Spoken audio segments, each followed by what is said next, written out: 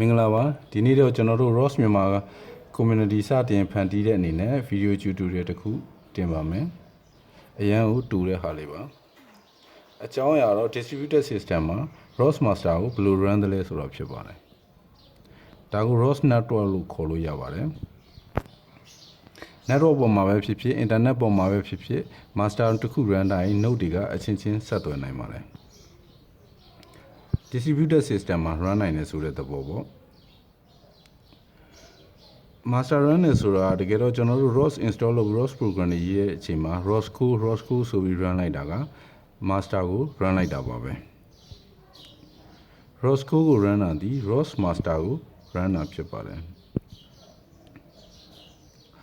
ROS master ကိုဘယ်လို run တယ်လဲဆိုတော့ local host တစ်ခုနဲ့ IP port တစ်ခုမှာ run တာဖြစ်ပါတယ်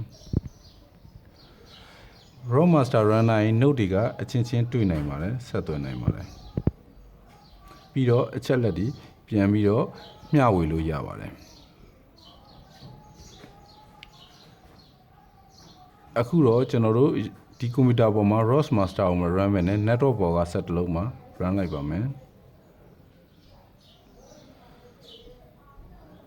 ကျွန်တော်တို့ရဲ့ဒီကိုယ်ပိုင် set ထဲမှာ ROS code မ run တဲ့အတွက်ကျွန်တော်တို့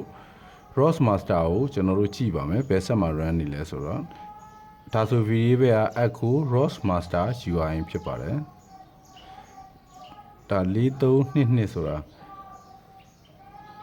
ဒါ network ပေါ်မှာရှိတဲ့ set တစ်ခုမှာ master ကို run တာဖြစ်ပါတယ်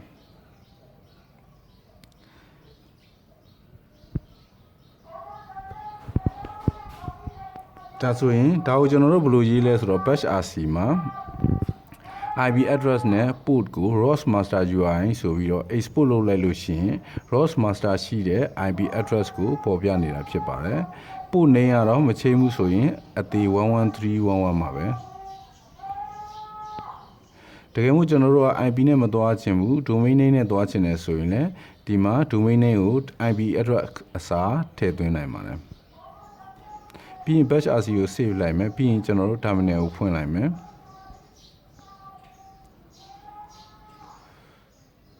ဒီမှာကျွန်တော်တို့က network ပေါ်က ROS node တွေကိုစပြီးတော့ကြည့်လို့ရပါပြီ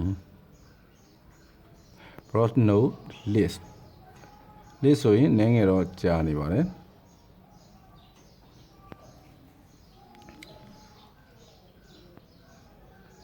တကယ်တော့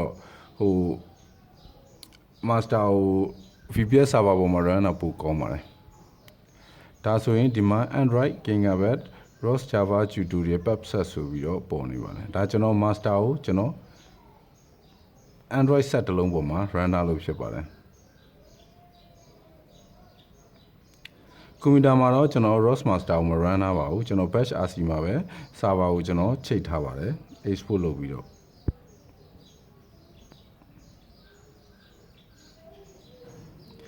အခုကျွန်တော်ဒီ Android ကလွှင့်လိုက်တဲ့ဒီ ROS Java tutorial pubset docker ဆိုတဲ့ topic ကိုကျွန်တော်ကြည့်ချင်တယ်node ကိုကျွန်တော်ကြည့်ချင်တယ်ဒီ node ကဘာလုပ်နေတယ်အဲ့တော့ ROS node info ROS Java tab key နှိပ်လိုက်မယ်ဒါဆိုရင်ဒီ node ကဘာလုပ်နေလဲဆိုတော့ chatter ဆိုတဲ့ topic ကိုသူ publish လုပ်နေပါတယ်ဒါဆိုရင်ကျွန်တော် subscribe လုပ်ကြည့်အောင်ဒီ Android ကလွှင့်နေတဲ့ဒီ topic လေးကို subscribe လုပ်ခြင်း ROS topic အခုပေါ့ basic သင်ခန်းစာတွေမှာပါပါတယ်ဒါဆိုရင်ဟိုဘက်ကနေ string data တစ်ခုကိုရမှာဖြစ်ပါတယ် hello world 801 802 803အစရှိသဖြင့် timestamp နဲ့တွဲပါလာပါတယ်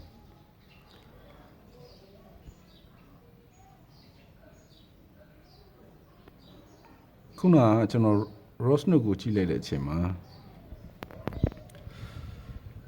ROS Java ဒီ node က chatter ဆိုတဲ့ topic ကိုလွှင့်နေတာကိုပြန်တွေ့ရတယ် ROS topic info ဆိုပြီးတော့ကျွန်တော်တို့ပြန်ကြည့်မယ် ROS topic info chatter ကိုပြန်ကြည့်တဲ့အခါကျတော့ standard message string type ကိုထုတ်လွှင့်နေတာကိုတွေ့ရပါတယ်အခုသင်ခန်းစာကတော့ distributed system မှာ master run ပြီး channel set တွေနဲ့ဆက်သွယ်တာကိုပဲပြတာဖြစ်ပါတယ်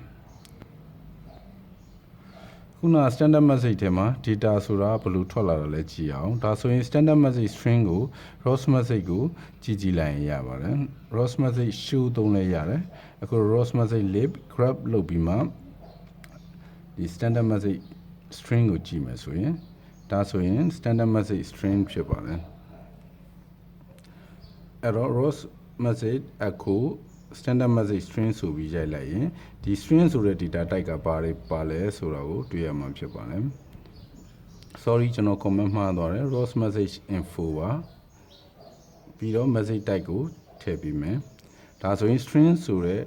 နော် data ဆိုတဲ့နာမည်နဲ့ string တစ်ခုရှိပါတယ်ကျွန်တော်တို့ကခုန Android ဘက်ကအဲ့ data တွေကိုစာသားထည့်ပြီးတော့ပို့လိုက်တာပေါ့ဒါကြောင့်ဒီဘက်မှာပြန်ဖမ်းလို့ရတာပါအဲ့လိုပဲတကယ် VPS တွေမှာ internet ပုံမှာလည်းစမ်းပြီးတော့ ROS master ကိုချိန်လို့ရပါတယ်